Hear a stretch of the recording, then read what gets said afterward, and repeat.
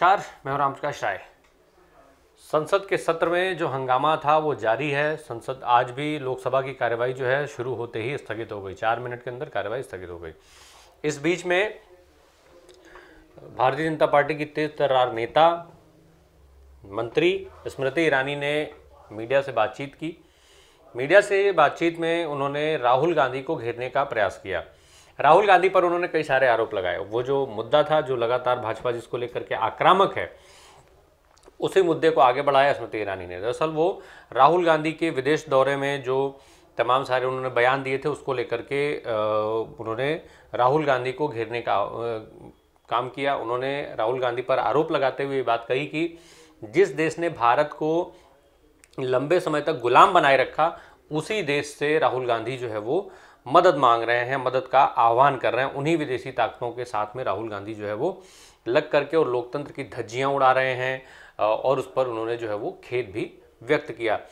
तो स्मृति ईरानी का ये जो बयान था, उसमें स्मृति ईरानी ने कई सारे सवाल भी पूछे। स्मृति ने राहुल गांधी पर निशाना साधते हुए कहा कि मैं राहुल गांधी से सवाल पूछना चाहती हूं कि आपने विदेश में जाकर के जो विश्वविद्यालय में जो बोला, जो उसमें क्या वो उनके अधिकार में था? उनके हिसाब से कि वो उनका अधिकार नहीं था, जिस तरीके से राहुल गांधी ने बोला। स्मृति ईरानी ने सीधे सीधे इस तरीके के आरोप लगाए। साथ ही साथ उन्होंने ये भी कहा कि 2016 में जो दिल्ली में एक विश्वविद्यालय में भारत तेरे टुकड़े होंगे का नारा लगा था, आप भी वहाँ जाकर के भी किसका समर्थन उन्होंने किया था? ये सवाल अब स्मृति ईरानी के जहन में आया है, जो उन्होंने राहुल गांधी से पूछा है। टुकड़े टुकड़े गैंग का मुद्दा जो है वो खूब चर्चा में रहा था। उसको लेकर के कई सारे विवाद हुए थे। अब उस विवाद को एक बार फिर से स्मृति ईरानी ने दोबारा से जो है वो हवा दिया है। साथ ही साथ उन्होंने आरोप लगाया कि विदेश जाकर के और राहुल गांधी जो है उन्होंने भारत की जो संस्थाएं हैं लोकतांत्रिक, उनका अपमान करने का काम किया है। अब स्मृति ईरानी की तरफ से जब इतने सारे आरोप लगाए गए, इतने सारे जो है सवाल उठाए गए, तो फिर निश्चित तौर पर कांग्रेस की तरफ से इसका जवाब आना था। कांग्रेस की तरफ से मोर्चा संभाला कांग्रेस पार्टी की तेज तर्रार प्रवक्ता और नेता सुप्रिया सुनेत ने।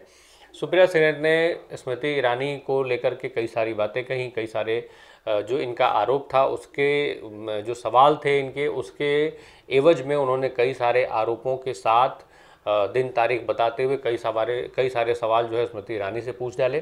फिर चाहे वो बेरोजगारी के मुद्दे पर हो, महंगाई के मुद्दे पर हो, सुप्रिया सुनेत बेहद आक्रामक नजर आ रही थी। आप भी सुनते चलिए सुप्रिया सुनेत का ये बयान। बहुत बहुत धन्यवाद। अभी थोड़ी देर पहले स्मृति ईरानी जी ने चिर परिचित अंदाज में अमर्यादित और बिल्कुल त्रुटिपूर्ण एक वक्तव्य राहुल गांधी जी के खिलाफ दिया है।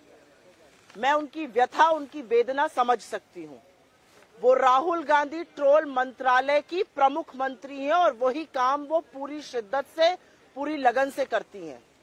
और फिर उन्होंने देखा कि उनके मंत्रालय के ऊपर ग्रहण है, क्योंकि बहुत सारे लोगों में होड़ लगी हुई है कि राहुल गांधी जी को ज्यादा ट्रोल कौन कर पाएगा, कौन ज्यादा दो रुपल्ली का ट्रोल बनेगा इस सरकार के मंत्रियों में। उनको लगा कि अनुराग ठाकुर जी उनसे बाजी मार रहे हैं, तो मैडम ने आज फिर से कमान संभाल ली है और मैदान में कूद पड़ी है। लेकिन कुछ बातें जो उन्होंने कही हैं, जो सदन में कही जा रही हैं, सदन के बाहर कही जा रही हैं, उसके बारे में चर्चा कर लेना और उसके बारे में बोल लेना जरूरी है। और उसमें से पहली बात यह है कि राहुल गांधी जी ने ऐसा क्या कहा है जिससे बीजेपी इतनी विचलित है। क्योंकि हमारा अपना मानना है कि ये जो सारा तांडव अंदर मचाया जा रहा है, आप सोच सकते हैं कि सत्ता पक्ष खड़ा होकर खुद सदन की कार्यवाही नहीं होने दे रहा है। इससे बड़ा प्रमाण क्या होगा कि अडानी को बचाने के लिए ये सारे काम किए जा रहे हैं। अडानी पर चर्चा ना हो, अडानी पर आक्षेप ना लगे, अडानी की काली कारतूतों पर बातें ना हो, उस पर एक शब्द ना बोलना पड़े सदन में। इसलिए सदन की कार्यवाही रोकने का काम आज सत्ता पक्ष के मंत्री, सदन के नेता खुद खड़े होकर कर रहे हैं। नारेबाजी अब सत्ता पक्ष कर रहा है सदन में कि सदन ना चल पाए, और ये लोकतंत्र को क्षीण करना होता है। राहुल गांधी जी ने जो कहा कि एक विश्व है, वो अमेरिका और चीन दो दिशाओं में खींच रहे हैं। भारत का लोकतंत्र विश्व के लिए सौगात है और हमारा लोकतंत्र डिसाइड करेगा वैश्विक लोकतंत्र की दिशा और दशा क्या होगी। इससे बड़ा लोकतंत्र का प्रहरी और दूसरा कौन हो सकता है, और वो भी विदेशी जमीन पर जाकर ये कहना। आपको बड़ी दिक्कत है विदेशी जमीन पर जाकर उन्होंने कहा। सुनिए वो सारे वक्तव्य जो मोदी जी ने विदेशी धरती पर, चाहे वो चीन हो, चाहे वो मॉस्को हो, चाहे वो यूके हो, जर्मनी हो, यूएस हो, साउथ कोरिया हो, ऐसी कौन सी भूमि है जहां पर उन्होंने जाकर देश का सिर नीचा करने का काम नहीं किया। जब आप चीन में जाकर ये कहते हैं कि हमने क्या पाप किया था, हम हिंदुस्तान में पैदा हो गए, ऐसे लोग सोचते हैं, आपको लगता है देश का सिर और देश का मान बढ़ाने का काम आप कर रहे हैं। और अब वापस मैं आना चाहती हूँ स्मृति ईरानी के वक्तव्य पे, और उस वक्तव्य पे आना इसलिए जरूरी है क्योंकि आपको दिक्कत हो सकती है राहुल गांधी जी ने क्या कहा, लेकिन प्रत्यक्षम किम प्रमाणम, आज सरकार जो सदन में कर रही है वो इस बात का प्रमाण है कि लोकतंत्र क्षीण हो रहा है। आप चुने हुए सांसद का एक वक्तव्य है, उसमें से 18 चीजें एक्सपंज कर देते हैं क्योंकि मोदी और अडानी का नाम साथ में है। ये लोकतंत्र को कमजोर करना नहीं है।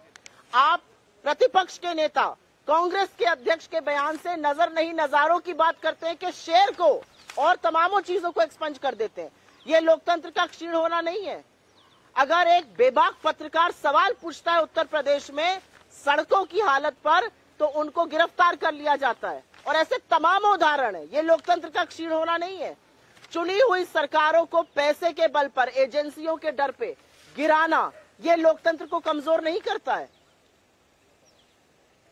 आगे मैं बताती हूँ, लोकतंत्र को कमजोर करने के इतने उदाहरण हैं कि ये लोग कहीं मुंह छिपाए नहीं छिपेंगे। लेकिन स्मृति ईरानी जी क्योंकि ट्रोल मंत्रालय को संभालती थी, उनके ट्रोल मंत्रालय पे खतरा था, उनको लगा कमान हाथ से चली जाएगी, वापस मैदान में कूद पड़ी हैं। मैं उनसे पूछना चाहती हूँ स्मृति जी, 2019 चुनाव के वक्त आपने कहा था 13 रुपए किलो पे शक्कर मिलेगी। लोकतंत्र को भूल जाइए 2 मिनट, आइए चूल्हे चौके की बात कर लेते हैं। 13 रुपए की शक्कर देने का वादा किया था, 45 पर शक्कर मिल रही है। 400 रुपए के सिलेंडर पर बड़ा प्रदर्शन करती थी आप, आज वो सिलेंडर 1200 पर है। महिला सशक्तिकरण की बात करती थी, आप ही के एमएलए का लड़का एक लड़की का यौन शोषण करता है और उसकी हत्या कर देता है उत्तराखंड में, लीपापोती आपकी सरकार करती है, आप चुप रहती हैं। आपका विधायक दोषी पाया जाता है रेप का, आप चुप रहती हैं।